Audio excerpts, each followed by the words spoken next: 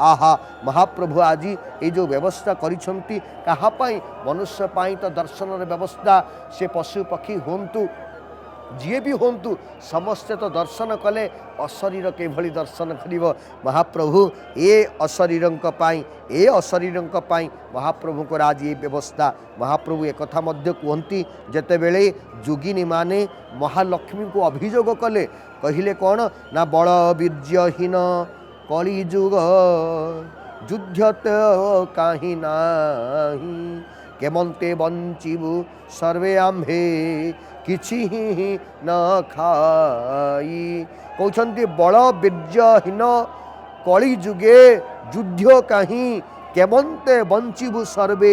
किछि न खाई बल वीर्य नहीं कलिकाल बल वीर्यम हीनम कलिकालम गत्वाम बल नहीं वीर्य नहीं कलिकालम साधारण मनुष्य अल्पायुषम भवत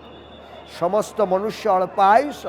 एठी बल नहीं एठी वीर्य नहीं तो एठी युद्ध तो नहीं तो युद्ध हेले अस्त्राघात हेले रक्तपात हेले मुंड काट हेले अंग काट हेले आमे जोगिनी माने कहउचंती आमे किछि प्राप्त हबु जदि कली काल रे ये सब होउनी ताहले आमे किभली कोन प्राप्त हबु किभली कोन प्राप्त हबु ना नर बोली जणे जणे एमानंकु से देले एजन सृष्टि केबेठू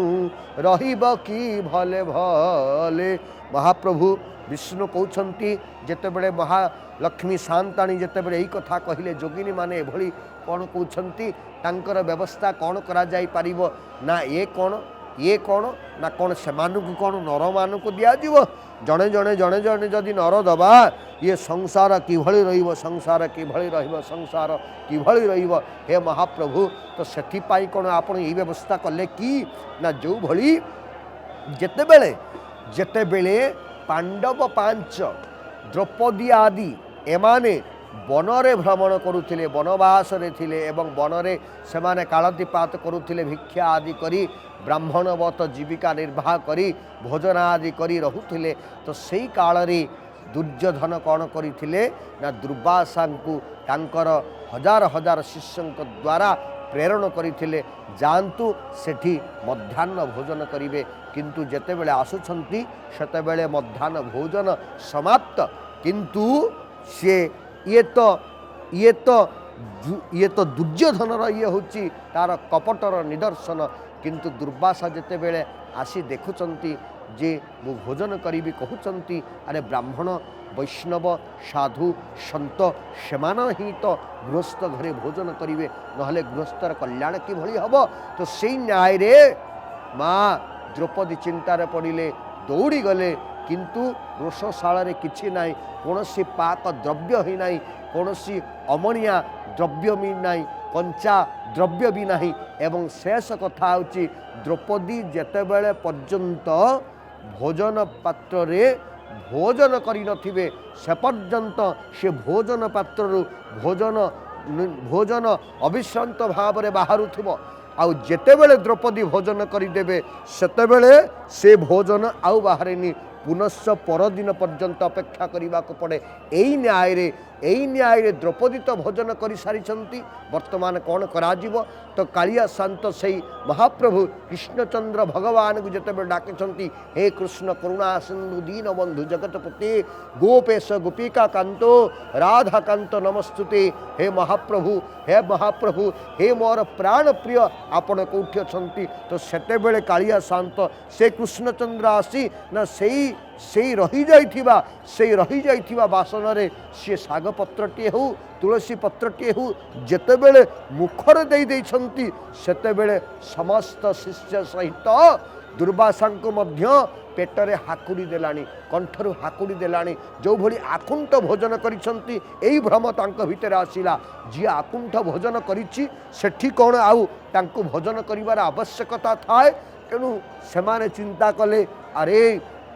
आमे तो एते गुड़िए व्यक्ति आमे सेमानकु भोजन रंधन करी रखिबा पई कहि आसिचंती तो आमे जदि न जीवा सेमानकर खाद्य गुड़िक नष्ट हम आहा आहा भीम कौन छाड़े तेणु से शिष्य माने समस्ते दौड़ा लगिले आपण से कहवा गले जोठी महाप्रभुंकर मुख लगी जाए महाप्रभुंकर प्रसाद जहाँ को महाप्रभु पान करती ताहा समस्तंकर तांकर उदर मध्य पूर्ति हो जाए उदर मध्य परिपूर्ण हो जाए या भितरे महाप्रभु आज प्रपानक पान करुँच आउ सतरे जो माने भी चाहिए रक्तपातर कथा को जो माने चाहिए ये नर मुंडठू आरंभ करी से माने निजको जोगिनी पेतिनी जो भली बलि को चाहूले नाई नाई नाई नाई से सब नुह महाप्रभु सेमानक पाई निज अधरर प्रपानक को दौरान अर्थ ये प्रपानक गोटे बिंदु जदि जड़े प्राप्त हो से जोगिनी हूँ अशरीर हूँ से बिंदुटी तांक भितर गोटे सिंधु भली कार्य करिव गोटे सिंधु भली कार्य करिव तांकर आउ पिपासा रहिव नाही तांकर समस्त पिपासा मेंटीजिव एवं सी जो आंट धरी बसिछंती आमको भोजन किए दब आमको भोजन किए दब तेणु से जो व्यवस्था आमको किए भोजन दब ना ये प्रपानक को पान करिले तांकर समस्त भोजनर आशा भोजनर जो पिपासा ताहा मध्य विनष्ट हो तेणु सबुठ कहवा गले ये जो नीतिकांति ये जो परंपरा ये जो अविश्रांत भाव ये जो चली सतरे आमे जहाँ शास्त्र आदि आमे जानुछु ये हूँ प्रायतः 450 वर्षर ये परंपरा प्राय 450 पूर्वर परंपरा ये चली आसुंट दीर्घ दिन ये परंपरा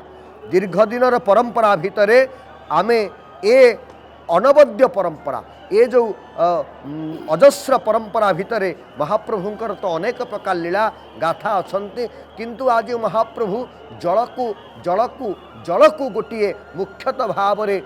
दृश्यमान करोचंती जलर मोहनीयता सहित ये महाप्रभु कहते जल विहुने सृष्टिनाश जल बहुले मध्य सृष्टिनाश तेणु को जल को सठिक उपाय सठिक ढंग से व्यवहार करंतु।